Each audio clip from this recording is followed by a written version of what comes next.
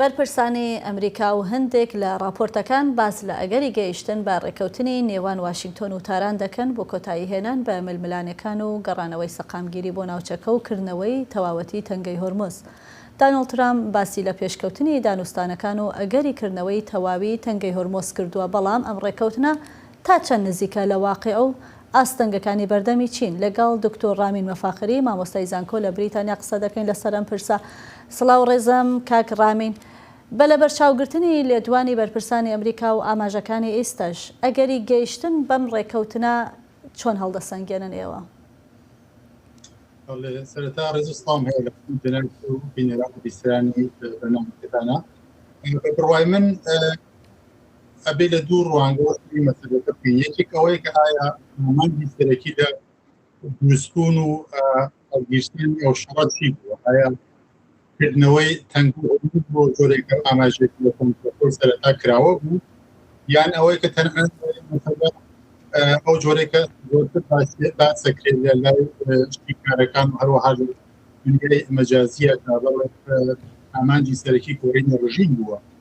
بڕوای من نەک ئامانج کردنەوەی گەرۆی هۆرمۆز یا دروستبوونی تەواوکردنەوەی ئەو تەنگەیە کە خۆی کراوە بوو سەرەتا، نەک پلانی کۆڕینی ڕژیم. بەڵام پلانی سەرەکی لاوازکردنی ئێران بە تایبەتی کۆماری ئیسلامی کە ڕژیمی حاکمی ئێران ئێستا، بەڵام بەگشتی لاوازکردنی ئێران لە درێژخایەنایە و بە تایبەتی ناوبردنی مەسەلەی ناوەکیەکەی مەسەلەی موتەکی و بە تایبەت مەسەلەی سیاسەتی ناوچەی. ئەمە لەم چوارچێوە ئێمە توانین باسی ئەم شەڕە بکەینەوە. ئەگەر لەم چوارچێوە سەری بکەین سێ ئامانجی سەرەکی شەڕەکە من وازانی ناوخۆی ئێرانە یەکی ناوچەیە هەیە و یەکی داهەستی نێودەوڵەتیە هەیە. ناوچەی ناوخۆی ئێرانە ئەگەر باسی بکەین، ئامانجی سەرەکی لەم شەڕە لەواقع داوازکردنی ئێران لە چوارچێوەی ئستراتیژی ناوچەی ئیسرائیل ئێنجا سیاسەتی نێودەوڵەتی ئەمریکایە. بۆیە ئەگەر سەیری ئێستا وەزیران بکەین، زۆر لاوازترە لە پێش شەڕەکە کۆماری ئیسلامی شەڕێتی نەبوو. ئێستا ناڕەزایەتی خەڵکی زۆرتری هەڵداوە، لەباری ئابووریەوە بەڕاستی زەختی زۆری لەسرە گەمارە دراوە، زۆرە کراوە، یعنی لە خەڵکیە ئێستا ئەسینەوەڵەتیە لە ناوخۆی ڕژیمەکە شەڕی گەورە کەوتووە نێوان حاکمیەت بەشی ڕێبەرانی چه نظامی چه سیاسی نەماوە. بازم لەبارەدۆخێکی زۆر خراپدایە. باشە، بەڵێ فەرموون بەردەوام بن لە ئاستی ناوچەیە. ئاستی ناوچەیە بە بڕوای من داوازبوونی ئێران بووە هۆی گۆڕینی باڵانسی هێزە نەوەستەکە.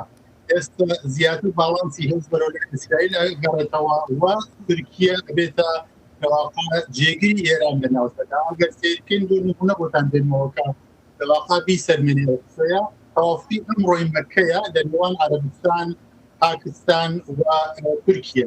بەڵام پێشتر ئەو هەبوو لە نێوان عەرەبستان و پاکستاندا، بەڵام تورکیە هاتن ئەو تاوەوە نیشان بە ئێران نەبوو یا لە تورکی هەڕەشتە ئێران نەبوو نییە. ئەوەیە هاتووی داگیرکردنی شەڕەکە لە ناو خاکی تورکیە یا تەنانەت پاکستان. کاک دکتۆر، هەر ئەم ڕۆژ بۆ پشڕاستکردنەوەی قسەکانی بەڕێزت لە بەردەوامی قسەکانی بەڕێستانە، هەر ئەم ڕۆژ وەزیری جەنگی ئەمریکا پێتێکسێت بابەتێکی بەناونیشانی ئەوەی کە ترامپ جەنگی ئێرانی بردووەتەوە بڵاو کردبووە لەسەر پلاتفۆرمی خۆی. بابەتەکە هەروەها باسی لە گۆڕانی هاوسەنگی هێز لە ڕۆژهەڵاتی ناوەڕاست کردبوو. بەڕای ئێوە گرنگترین بەڵگەت چییە کە پشگیری لە ئەم قسانەی ئەو شیکەرەوە دەکات کە وەزیری جەنگی ئەمریکا قسەکانی بڵاو کردبووە؟ بە بڕوای من بۆ مخولێت بردنەوە یا براوەی شڕاتی نابێت لە کورتایە فێری مەسەلەت بکەیت. هەروەکە ئاماژەم پێدا سەرێکی نوێژخایەنە بەردەوامە بێت و ئەگەر تەنانەت باسی تەواوەتەکە بە بڕوای من هەمووی مۆقەتیە و ئەتوانم ناوی لە کات سندنە کڕینە، بەڵام بێگومان بێژەی ئەبێت بۆیە ئەگەر بگاینە بوو ئەوەی ئەمریکا داوای شەڕەکە ئێرانی ئەگەر دیارە بە بڕۆی من دووڕاوی سەرەکی شەڕەکە سەرەتا خەڵکی ئێرانە بوونی ڕژیمی کۆماری ئیسلامیە. بەڵام ئەمریکا دەگەر ئێمە سێری پێین دوارە بەو تەوەقع سێری پێین کە زلهێز یا سوپرپاوەرێکم ناو شەڕەکەەوە کە تەوەقع کرا لە چەند هەفتەیەکە گۆڕانکاری جدی لە ڕژیمی ئێرانە بکات یا ڕژیمەکە بە تەواوەتی بگۆڕدرێت یا ئێران یەکسەر ناو برێت. ئەگەر وان سێری مەزبوط بکەین بەڵێ ئەوە ئەتوانین بڵین ئەمریکا شت تێناوە، بەڵام بیسە نەگەڕێمی بۆمەسەلەیە ئایا ئامانجی سەرەکی شەڕەکە ڕژیمی گۆڕینی ڕژیم دەتارا نبووە بە بڕوای من نەخێر. ئادام وانە دەێنەوەزانی هۆکاری سەرەکی شەڕەکە چی بووە کە بەشی تێگەڕێتەوە بۆ بەشەوەندیەکانی ئیسرائیل لە ناوچەکە بۆ بەشی تێگەڕێتەوە بۆ کێبڕکی و ڕقابەتی نێوان دوو زلهێزی جیهانی چین و ئەمریکایە کە ئێستا حزوری ئەمریکا لە خەلیجە خۆی ئەبێتە هۆی زەخت و فشار لەسەر چینە ئەگەر زۆر بە کورتی وەڵامیان پرسیاران بیتەوە کە ڕۆڵی سەربازی ئەمریکا و فشارە دیپلۆماسیەکانی چەندە سەرکەوتوو بووە لەوەی کە کۆماری ئیسلامی هەڵسو کەوتەکانی خۆی بگۆڕێت.